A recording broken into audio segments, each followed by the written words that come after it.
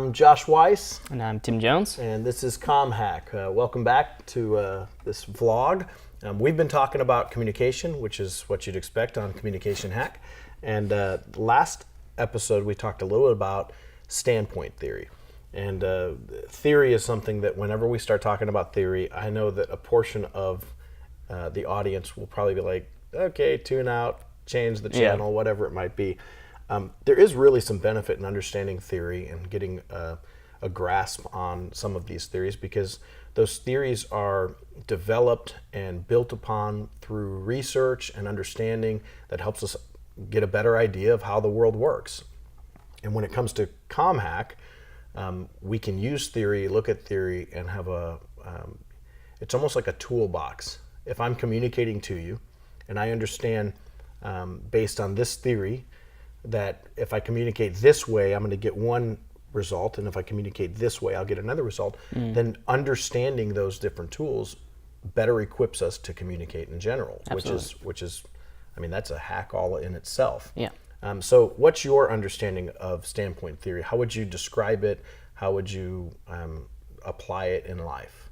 Yeah, so standpoint theory is essentially your experiences. All of the experiences that you have will shape your perspective. So the perspective that you hold is slowly moved one way or the other with this pendulum idea by your everyday experiences. So in our world, it's probably more relevant than it was even 20 years ago, because we have this 24-hour news cycle, we have social media, we are exposed to a constant stream of political discussion, and in some cases it polarizes views and locks people in, but in other cases it slowly will move a pendulum. So it's very possible that one's perspective is constantly moving without us really knowing that it is shifting one way or the other. I think one thing that I take away from standpoint theory is whenever you say the word theory, it kind of messes with your mind a little bit somewhat. When I think of standpoint theory or theory in general, I think of point of view. That's almost an easier way to understand it. This is a point of view, and there's a theory out there that says everybody comes from a point of view. And that's kind of how I take standpoint theory. Everybody has a point of view, and that point of view is being shaped constantly. So to somebody who's in an oppressive relationship, their understanding of that abusive husband or that abusive father or that verbally abusive friend or whatever it might be, their point of view is going to be different. One thing that I'm interested in is the mediums that people utilize to communicate the gospel, and specifically the Bible itself. And there's this discussion around oral cultures that are predominantly communicate by speaking, which is most of the world actually. And so we come from the point of view that says if you can read, if you can write, then you are a part of the educated element of society. And not only are you a part of the educated element of society, but you have a better chance of success, of greater business, of greater life, your quality of life. Everything is better if you can read and write, and many times if you can speak English. We think in terms of my way of living, and my understanding of what success is can be transferred to everybody else. If you think like I think, and if you have these experiences like I have experienced, then you too can have this great life like I have. And so how does that apply in this discussion? Well, if we go into a third world country and we go out into the village of that third world country and they don't read and they don't write, we immediately think from our point of view, they're uneducated. And not only are they uneducated, but they're probably not going to be capable of the same happiness in life or the same success in life or the same, their future is more limited because of that. And that's really our perspective, that's from our point of view. And so when it comes to orality, which is, that communication by speaking, we can't think in terms of just our standpoint. And so when I think of the standpoint theory, I think of it being something, the benefit or the CommHack is understand that you come from a specific standpoint. You come from a specific point of view, and you can't project that point of view on everybody else.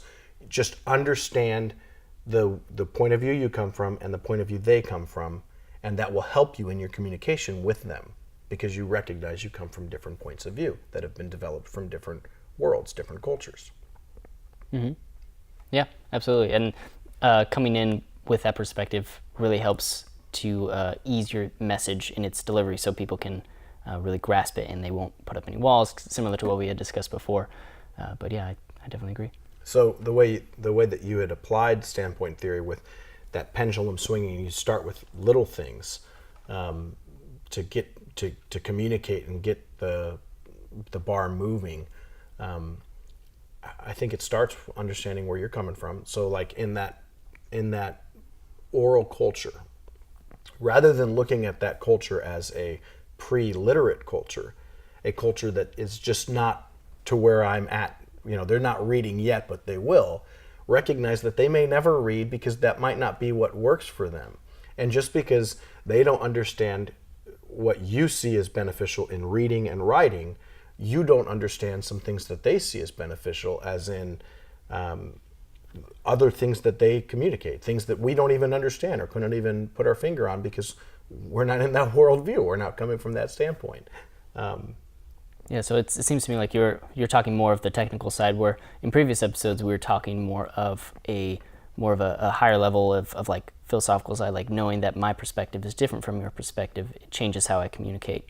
It seems to me like what you're getting at is more of the technical side, where knowing the actual medium in which you communicate will affect how I should deliver that message. So in the case of those oral societies, I wouldn't come in trying to get them to read a message, or I wouldn't give them a magazine about trying to get this message across. I would want to come in and prepare an oral essay or a visual format of some kind in which to present the message. Yeah, I think that would be an application of once you have applied standpoint theory and understand that you come from one point of view, they come from one point of view, the next thing would be to figure out, okay, well, given that they come from this point of view, how do I communicate with them?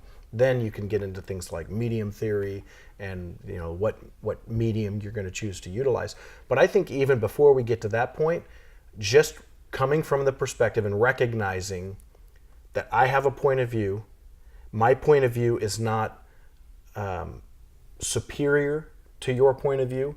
My point of view is simply developed by the standpoint, by the world that has been developed around me as I've grown up, and my understanding of that world. And you have a point of view also. And so I'm not applying right or wrong, good or bad to either of our standpoints. I'm simply acknowledging we both have a standpoint. Mm-hmm. And if we're going to communicate, we have to identify where those standpoints are, and then we start figuring out steps to get closer so that there's not such a big gap. Absolutely. So with that, this is CommHack. I'm Joshua Weiss, and you can follow me on at Joshua D. Weiss. And I'm Tim Jones. You can follow me at TLJonesy_. And we'll talk to you later.